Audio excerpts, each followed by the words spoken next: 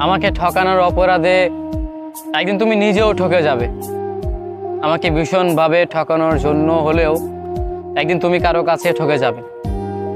এই যে আমি তোমাকে এত ভালোবাসি ভালোবাসি বলছি, অথচ তুমি আমাকে কোনো গুরুত্ব দিচ্ছ না। একদিন তুমিও ঠকে যাবে।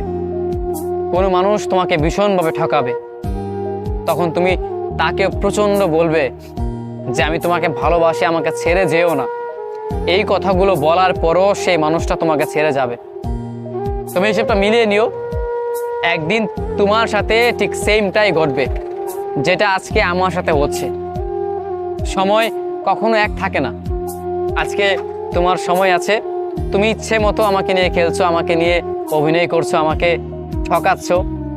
একটা সময়ের পর দেখতে পারবে কোনো এক মানুষ তোমাকে নিয়ে খেলবে, তোমাকে নিয়ে অভিনয় করবে, তোমাকে ভালোবাসবে না, ভালোবাসার বিনিময়ে তোমাকে অবহেলা করবে। যতটুকু কষ্ট তুমি আমাকে এখন দিচ্ছ, একটা সময়ের পর ঠিক ততটুকুই কষ্ট তুমি ফেরত পাবে। কারণ তুমি কাউকে কষ্ট দিবে আর বিপরীতে তুমি নিজেকে ভালো রাখবে, এমনটা কখনো হয়নি আর হবেও না। কোনো মানুষ এই কাজটা করেছে যে একটা মানুষের হৃদয়ে কষ্ট দিয়েছে, একটা মানুষের মনে ব্যথা দিয়েছে, আর সেই মানুষটা অনেকটাই ভালো আছে, নিজেকে ভালো রেখেছে, এমন মানুষ কখনো খুঁজে পাবে না।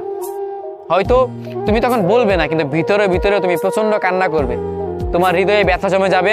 তুমি সেই কথাগুলো, সেই ব্যথাগুলো কাউকে বলে বোঝাতে পারবে না। একদিন তুমি আসলেই অনেক কষ্ট পাবে।